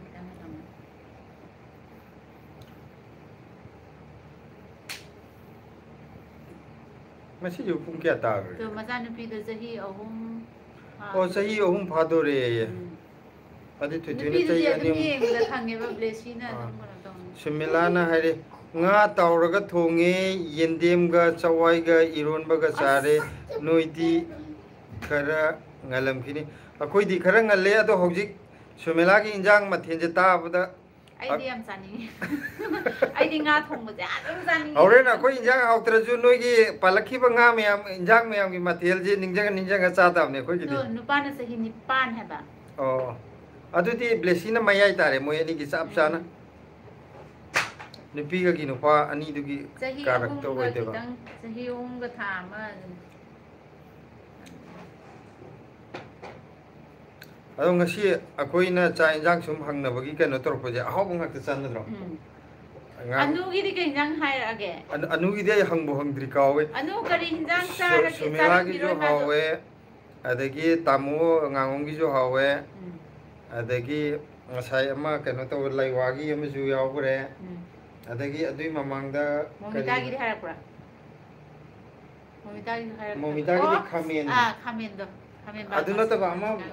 ani hum to da lai wa ju pan ba ma yaw gi ne am haw nga to gi lai wa singju maga kari no maga hai gi ban injang do haw nga to oi bu do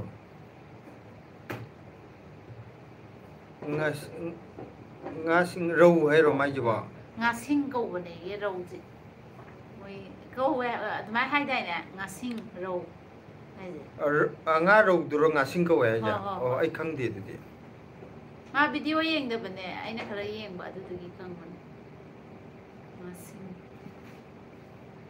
umuro achar sem khrabo ngasi je sem ge tong ne ado khitang kano to le re wa ngasi je matam phang dre hayeng sem age anh hai bữa chung ne ka khoi hai oh ai di khang di anh là sum blog yeng bu da khang ba ai ju blog yeng bu da gi hana khang da ba mayam di khang nge ai ji akhoi gi jaga gi sum maming je kitang khaga thaidok thaijin adum tong nei dana ko anui junga kai no ngasi mayam ngasi ji bu ketri mayum kasturi ya mai no par ni tumdri chak sadri chak ti lui tum nindri boy akoi chak ka chadri da Jack ngah lagi di satu ni, pun kia tar dia hujan. Jadi apa sana? Ngali dah. Pun mapan min, try to es ngali. Mapan makai matung mapan makai dah caya. Kalau ngasi je kari numit dah ke mayam je, Jack injang cabu di hang nak je, ngasai ngak teh hai jo ngasai pun numit dah salam ngasi je. Aku itu jan. Aku itu khangau drum ni ngas lay hau dre ni. Khang ngaju lay budi lay ramai ko. Khangau drum na lay hau dre, khang ngaju lay ramai. Ado mayam na ngasai hair ko jina ko jo horen sauri cabu dah. Desi luang ni eh. Nga mayam da minjang ko in char ge.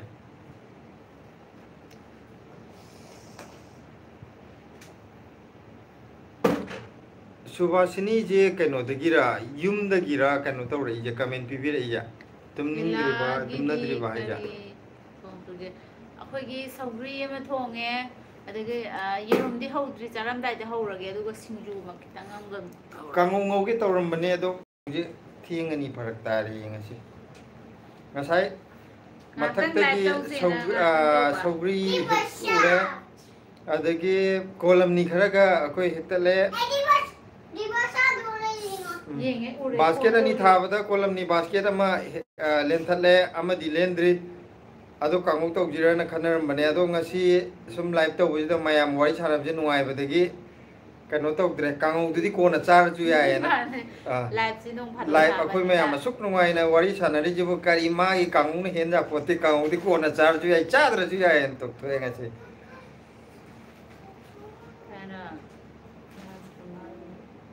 Rajkumari Nirmala Devi hi re. Blessy hi to lo. Blessy hi lo hi lo. Ai jan bi jang khat le ma song ma ji loi phoi le.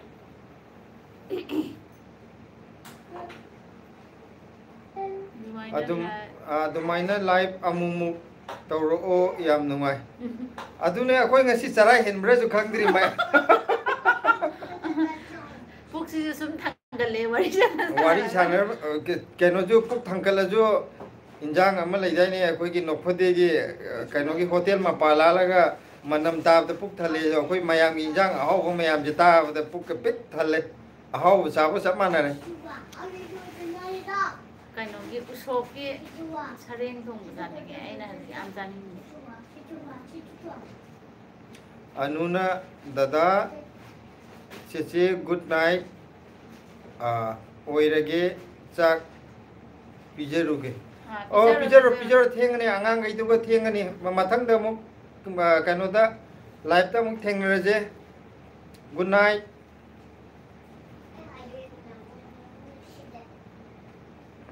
kana da nang na nungsidin soli du ma sa thwa papa nungside hai bane ai nungsidia Tuh na papa nungside ne anuna bye bye hai bye bye hai gar bye bye sin noi na hai le nang ka no lo shu kai di kai no sila nang ne ka ka ne mama yenga mana to bogi de sina ngau re papa yenga u de nang phajan lep tra di u roi papa yenga Teng deng. Emma. Kaino manung sangre tu. Manung de hip khare. Hello, hayo. Hello. Hello. Tul manung da sangre blesi ti. Fazabla. Fazai. Akhoi live sing asi asom dagi phumlo ga porong pat ke degi di mi mo yaw drap chala. Ya. Me ma kam ta hai rakya. Mani da puram patin sai. Ha. Phumlo Pati pung tare makai. phumlo bobo oi di tumam mani chichi oi di tumam giroi. Thabak silaman. Chichi oi di theng tum mane bobo tingan na tum mane. Chak lam ba. Ilanki. Nang lam driya. Sila jeng matha salai re hayeng chande nu mita po leiba mi la kadra la oidra khan bagi. Ai izzat manga. Herojit Pukram Bam High Blessy. Megi jangi. Say, Sidaida High Blessy High Law. High Law. High Blessy High. Law. Lao. Hai dada hayo. Hi Dada. Rajkumari Nirmala Devi High Blessy High. Hi Dada. Hai nene. Hai cece. Chesi oidoira nene oidoira. Kari mathel charage. Kay mitten jai. Hi Tete. Sida. Hi Nene. Kay mitten jai. Dada oidoira Herojit jo. Cici oidena. Chesi oidoira. Nene oidoira dada oidoira. Kay jai. Kari enchang charage. Nene ni ko ye ras kaino di Nirmala di nene oidoine. Chesi natre. Mama, megi dekho megi giri dekho. Nahi ne maine ko option ni to no to mai sharan turan to. मुझे बड़ी Palau Kaino ne nene je kai jang cha ke nene ne ye Nirmala nene Nirmala kari jang cha tu kari jang charage hango. Na tungde hangadi khangmo ye mang Mama je le la kada bane. phone gi mamang da leira ga wari sa ga mi wari sa ba tungde wari sa ba. Ai sam ka kham lam le ga. Ko ngi sai ngang lu bom da ne. School gi dra. Adu jo mandir kano dispensary mana ta lai bane. Stop wait just hello Da ka bane hai. good night Good night na tri da wari yang kan sana ra. Nene kari jang charage nene Nirmala hayo. हिंदंग चाहिए मैंने समझाऊं दे school दस रोजाकी चामाने देगी Nene ai sam ka e phajabra hango. नेने इन्हें समझाए फजबला नेने इन्हें समझाए फजबला Masam ju ut ka dong ne phajana. नेने इनकी सब फजबला तो Moi sai kano da moi maya wari sanari. Akoi gi di sam phajari je jin da yawrabani. Ado ayambana akhoi gi sakse sam ayambana kano tawde ba mayang ga khoi sakhene. Yam phajai hai re thoi gi sam yam phajai hai re nene na sma phajai hai ru senjal le. Phone ma bang da le ra ga wari sana je dong ne sana ga dong ne la o. ऐसी सब फजबला Phajai hai re nene na. Ne hayo kana da hangi no ju khang de nang na. Nene Nirmala. नेने मिलला सब फजबला Phajai hai re. नहीं पापा Nene di kai jang charage hango. Nene kai jang charage. नेने के हिंदंग चाहिए As pengba thonge As. chak chadri. Ngasi je kari Ai de na de. Nirmala di kai lam de lai jano. kaino na chak chadri hai ga chang gi hai ha. Dili da ga lai ra di. Te gon ta kha mo hai na lu la ke ai do. Ping ba ga ji kui re da sa de ba. Kui re.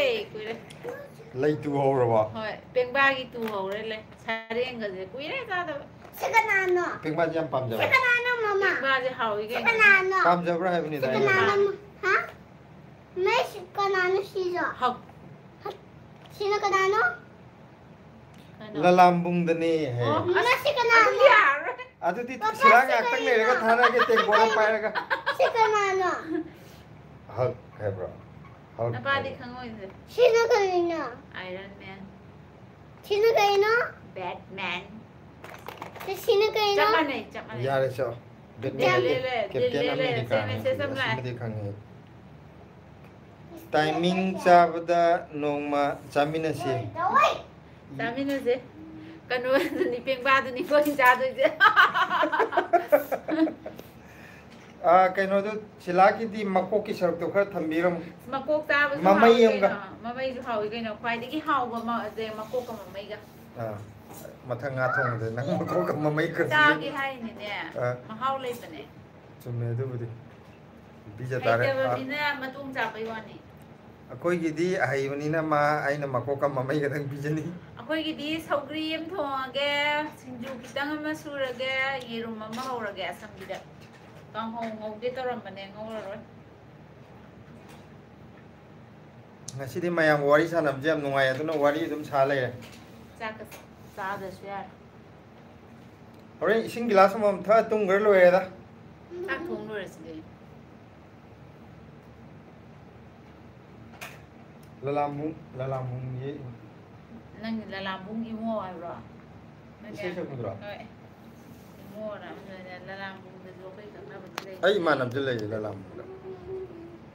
ꯆꯠꯁꯨ ꯆꯠꯂꯨꯔꯦ ꯑꯗꯨꯃꯥꯏꯅ ꯄꯨꯊꯣꯛꯀꯅꯨ ꯁꯥꯟꯅꯄꯣꯠ ꯅꯠꯇꯦ ꯀꯝꯄꯥꯁꯇꯣ ꯐꯖꯅ ꯍꯥꯞꯆꯜꯂꯨꯆꯣ ꯁꯤꯂꯥꯁꯦ ꯍꯧꯖꯤꯛ ꯊꯕꯛ ꯌꯥꯝ ꯀꯜꯂꯤ ꯊꯥꯔ ꯌꯦꯟ ꯃꯈꯣꯡ ꯂꯝꯁꯨ ꯀꯟꯅ ꯁꯥꯔꯤ ꯁꯝꯕꯜ ꯁꯥꯒꯦ ꯇꯧꯅꯦ ꯊꯥ ꯁꯥꯕꯗꯣ ꯍꯩꯕ꯭ꯔꯥ ꯍꯩ ꯂꯥꯏꯔꯤꯛꯇꯗꯤ ꯌꯥꯝ ꯍꯩꯔꯛꯇꯦꯗ ꯁꯨꯝ ꯁꯥꯕꯗꯤ ꯑꯗꯨ ꯍꯩꯔꯗꯤ ꯌꯥꯔꯦ ꯀꯩꯅꯣ ꯑꯍꯩꯕ ꯑꯃ ꯂꯩꯔꯦꯅ ꯂꯥꯏꯔꯤꯛ ꯍꯩꯔꯛꯇ꯭ꯔꯦ 91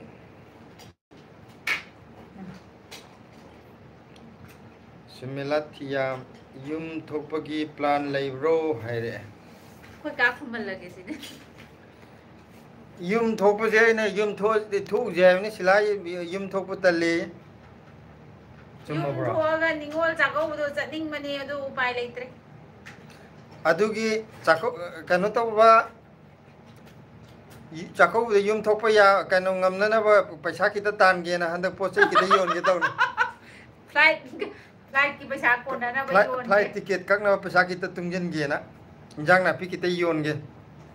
ꯍꯧꯖꯤꯛ ꯑꯀꯛꯅꯕ ꯄ꯭ꯂꯥꯟꯗꯤ ꯂꯩꯇ꯭ꯔꯤ ꯁꯤ ꯊꯣꯛꯀꯅꯤꯅ ꯑꯗꯣ ꯑꯩꯈꯣই ꯍꯧꯖꯤꯛ ꯄꯩꯁꯥ ꯇꯥꯟꯕ ꯍꯧꯔꯒꯦꯅ ꯈꯜꯂꯤ ꯌꯨꯝ ꯊꯣꯛꯅꯅꯕ ꯄꯣꯠ ꯌꯣꯜꯂꯒꯦ ꯀꯩꯅꯣꯗ ꯀꯔꯤꯅꯣ ꯌꯣꯡꯆꯥꯛ ꯌꯣꯟꯕ ꯑꯗꯨꯃꯥꯏꯅ ꯑꯩꯁꯨ ꯌꯣꯜꯂꯒꯦꯅ ꯇꯧꯋꯦ ꯑꯣ ꯅꯤꯔꯃꯂꯥꯒꯤꯁꯦ ꯏꯝꯐꯥꯜ ꯍꯣꯁꯄꯤꯇꯥꯜꯒꯤ ꯑꯣꯄꯣꯖꯤꯠꯅꯦꯌꯦ ꯑꯣ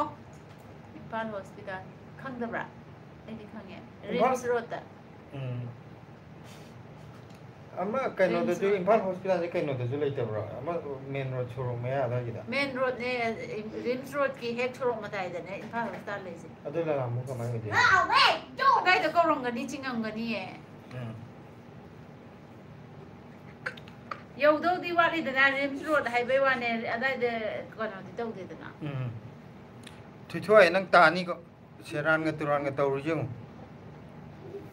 ꯏꯝꯐꯥꯜ ꯅꯠꯇꯦꯌꯦ ꯏꯝꯐꯥꯜ ꯍꯣꯁꯄꯤꯇꯥꯜꯁꯦ ꯑꯩꯗꯤ ꯀꯩꯅꯣ ꯑꯗꯥꯏꯗꯁꯨ ꯗꯤꯁꯇ꯭ꯔꯤꯛ ꯍꯣꯁꯄꯤꯇꯥꯜ ꯍꯥꯏꯕ꯭ꯔꯣ ꯑꯃꯁꯨ ꯂꯩꯗꯥꯏ ꯀꯥꯏꯗ ꯈꯪꯗꯦ ꯁ꯭ꯀꯥꯏ ꯍꯣꯁꯄꯤꯇꯥꯜ ꯀꯩꯊꯦꯜ ꯑꯗꯨꯋꯥꯏꯗ ꯏꯃꯥ ꯀꯩꯊꯦꯜ ꯑꯗꯨꯋꯥꯏꯗꯁꯨ ꯍꯣꯁꯄꯤꯇꯥꯜ ꯑꯃ ꯂꯩꯕ꯭ꯔꯥ ꯀꯩꯅꯣꯒꯤꯔꯣ ꯂꯝꯐꯦꯟꯒꯤꯗ ꯅꯠꯇꯦ ꯂꯝꯐꯦꯜ ꯅꯠꯇꯕ ꯂꯩꯔꯝꯒꯅꯤ ꯗꯤꯁꯇ꯭ꯔꯤꯛ ꯏꯃꯥ ꯀꯩꯊꯦꯜ ꯃꯅꯥꯛꯇ ꯀꯔꯤ ꯍꯣꯁꯄꯤꯇꯥꯜ ꯂꯩꯒꯦ ꯈꯪꯗꯦ ꯋꯥꯎ ꯑꯗꯨꯋꯥꯏꯗ ꯑꯃ ꯂꯩꯕ꯭ꯔꯥ ꯈꯪꯗꯦ ꯑꯩ ꯁꯨꯝ ꯈꯜꯂꯤꯅꯤ ꯂꯩꯕ ꯃꯥꯟꯕ ꯍꯧꯖꯤꯛꯀꯥꯟꯗꯤ ꯍꯣꯁꯄꯤꯇꯥꯜ ꯑꯩ ꯍꯥꯏꯁꯤꯗꯤ ꯑꯔꯤꯕꯅꯤꯗ ꯊꯥꯏꯅꯒꯤ ꯂꯩꯔꯝꯒꯅꯤ ꯑꯩꯗꯤ ꯌꯥꯝ ꯀꯟꯅꯗꯤ ꯈꯪꯗꯦꯕ ꯑꯗꯨꯒ ꯏꯝꯐꯥꯜ ꯍꯣꯁꯄꯤꯇꯥꯜꯗꯤ ꯈꯪꯉꯦꯕ ꯏꯝꯐꯥꯜ ꯍꯣꯁꯄꯤꯇꯥꯜꯕꯨꯗꯤ ꯃꯤ ꯂꯣꯏ ꯈꯪꯗꯕ ꯑꯩꯅ ꯈꯪꯗꯕꯩ ꯋꯥꯅꯤ ꯑꯇꯩ ꯂꯣꯏ ꯈꯪꯉꯝꯅꯤ ꯑꯗꯨꯗꯨꯅꯤ ꯊꯣꯏꯊꯣꯏ ꯌꯥꯔꯦ ꯀꯨꯝꯊꯔꯣ ꯈꯔ ꯇꯣꯡꯉꯗꯤ ꯀꯩꯅꯣ ꯅꯪ ꯁꯥꯏꯗꯨꯕꯣ ꯂꯥꯏ ꯌꯥꯝ ꯀꯟꯅ ꯁꯥꯔꯤ ꯑꯁ ꯂꯦꯁꯤꯒꯤ ꯋꯥꯊꯤꯁꯦ ꯑꯁ ꯕꯣꯔ ꯄꯤꯔꯤꯔꯣ ꯃꯌꯥꯝꯗ ꯅꯨꯡꯉꯥꯏꯕ ꯑꯣꯏꯔꯣ ꯃꯌꯥꯝ ꯍꯥꯏꯔꯣ ꯂꯠꯇꯨ ꯄꯤꯔꯛꯀꯦ ꯑꯩꯅ ꯂꯗꯨ ꯄꯤꯔꯛꯀꯦ ꯌꯥꯝ ꯅꯨꯡꯉꯥꯏꯔꯣ ꯑꯅꯥ ꯑꯌꯦꯛ ꯌꯥꯎꯗꯅ ꯄꯥꯜꯂꯣ ꯃꯌꯥꯝ ꯍꯥꯏꯌꯣ ꯑꯅꯥ ꯑꯌꯦꯛ ꯌꯥꯎꯒꯅꯨ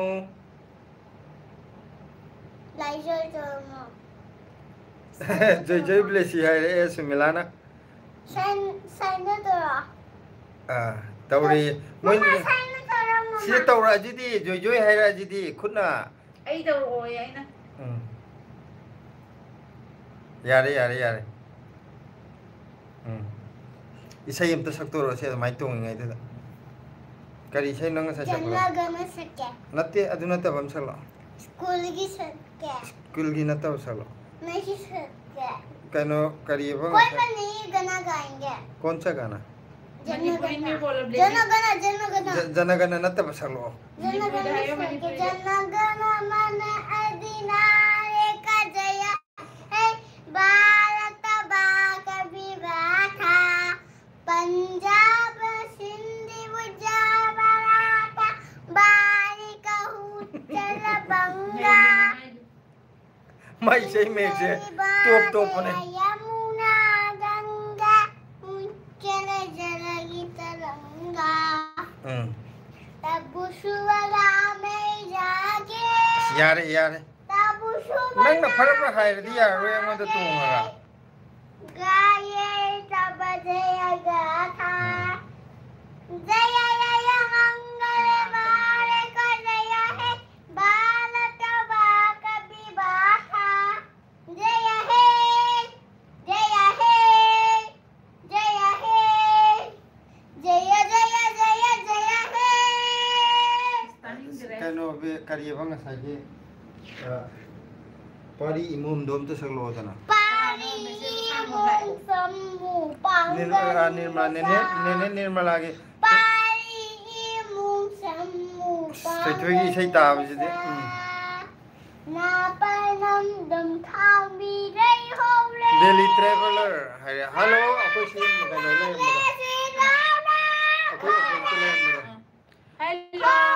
हेलो दिल्ली ट्रैवलर से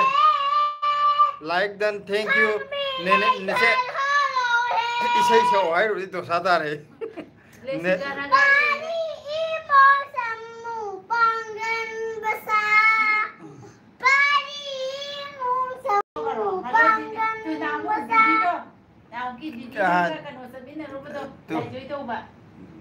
दीदी ने बोला कैसे हो बोले दीदी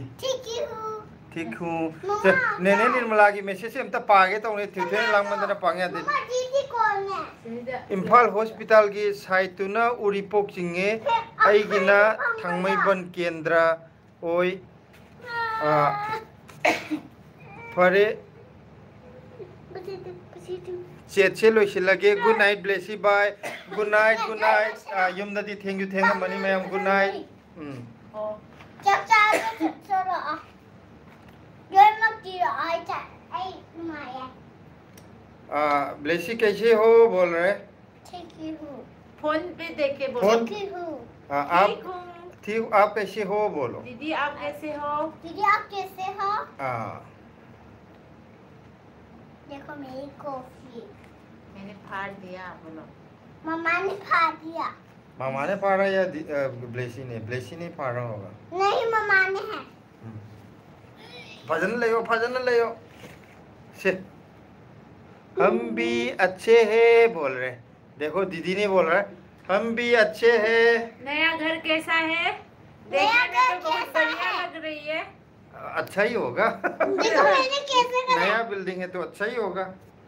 भिंडी करके तो अच्छा है तो मार्केट भी अच्छा लगा है भजन ले उधर बेसी अच्छा हो गई दीदी के घर में घूमने जाओगे हाँ तो बोलो दीदी को हम आ जाऊंगा घूमने के लिए हम घूमने के आ जाऊंगा दीदी कहाँ घर है दीदी का घर सरो दीदी बताएंगे आओ आप भी मेरे यहाँ आएंगे बोलो आएंगे दीदी आएंगे दीदी आपके घर के एड्रेस बता दो है आपकी इंग्लिश तो बता दो क्या बताओ क्या इंग्लिश नहीं एड्रेस है यो एड्रेस बता दो हम आएंगे सरोजनी नगर में हाँ मार्केट भी है ना हम मार्केट में भी जा सकता है दीदी के घर में भी घूमने जा सकता है दीदी से भी मिलके आएंगे है ना हाँ तो ब्लेसी क्या कर रहे हो मुझे खेल हो तो मैंने साना भी याद दी थी नहीं नहीं ऐसा नहीं करना ब्लेसी अब अभी फोन करते नहीं पापा सिला फोन करो नहीं करो फोन करो छोरी है तुम्हें करो दीदी आप कैसे हो? दीदी आपको क्या करे हो? क्या है ना मामा जी को दिया और सी पूछना क्या है ना शिवा आई खंदे मोई सिदे लेबदुदा ओरमनी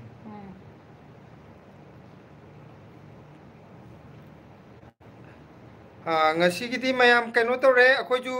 thoi thoi lengjum da anab lebni yadabne haba bai lam kwen je mayam ngasi di akhoi kano je अच्छा अच्छा टिया गोलू आपके नीचे आप कैसे हो? जो गोलू गोलू गोलू गोलू से पूछ लेना बोल रहे गोलू को पता होगा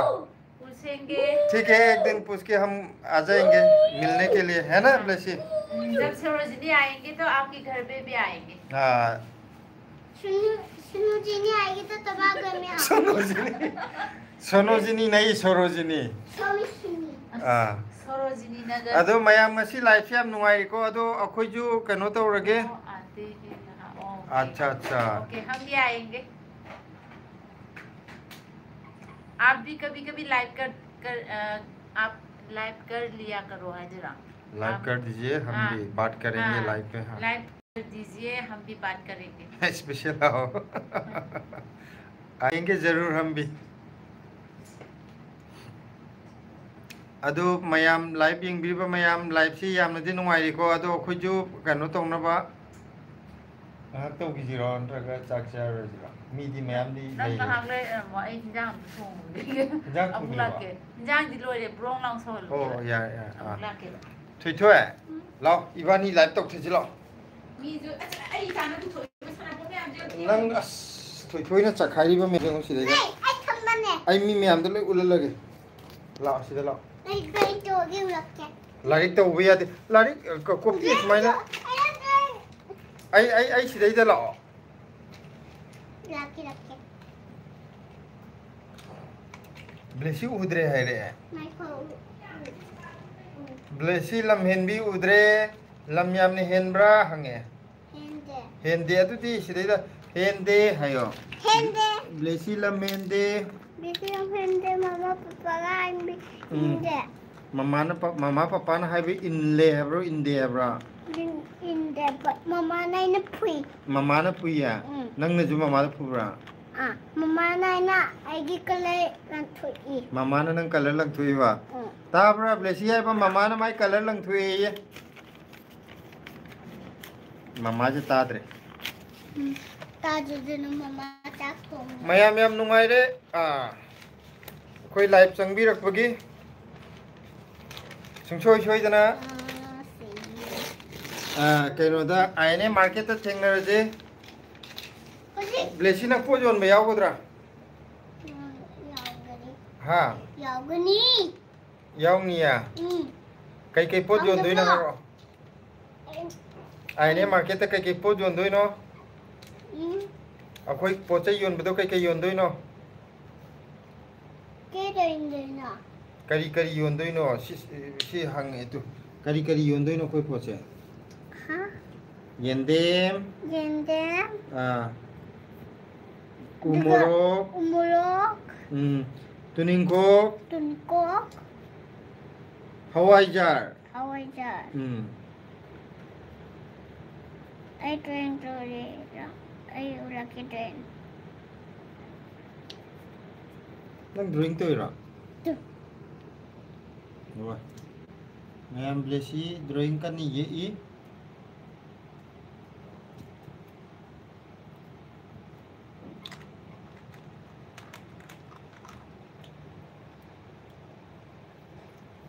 Kay no nang yi di ba? chocolate Mayam blesi je drawing kan ye se kana kana nom ti ye use mama ne papa ne kana ne bobo ye kadra kana kana ye kani em ti ye akhoi bobo em ti ye use nang kuire bobo ye ta ba na ko nai khai ekta bane ko ani se kalai doge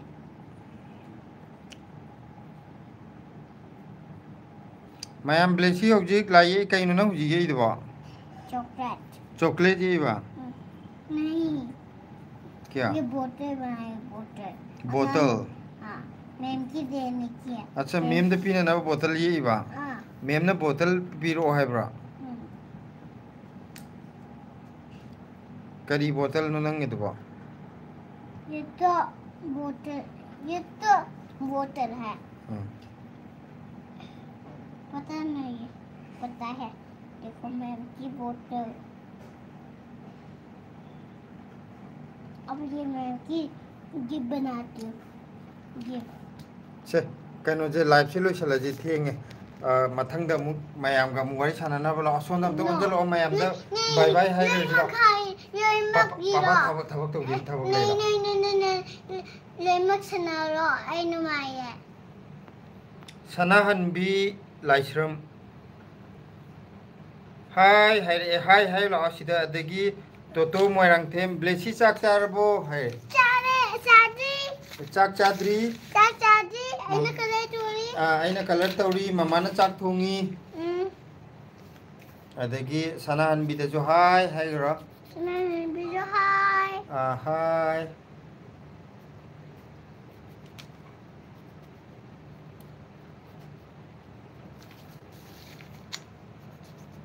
मयाम वारी जे हम नुंगाई को मयाम जो चंगबिरे अदो कनो तौरगे ngasi की live से lotion जरगे हे lotion जिंग ngasi पापा थबक ले अदो मथंगी लाइव त मुक थेंगनरजे मयाम दिल्ली द लेबा यावरगदी संगगदी आयने संडे नमिसिदा कोइथोक पिरो थेंगनरजे पुंग 5 दगिना पुंग 8 फावबा नुंगा वयरमगी अदो ngasi की दी लाइव से लोशन जरे ओके बाय बाय हाय ग्रो नहीं कहीं नो कोई रे बाय हाय कर जे अमुक थांगना जे पापा थबक ले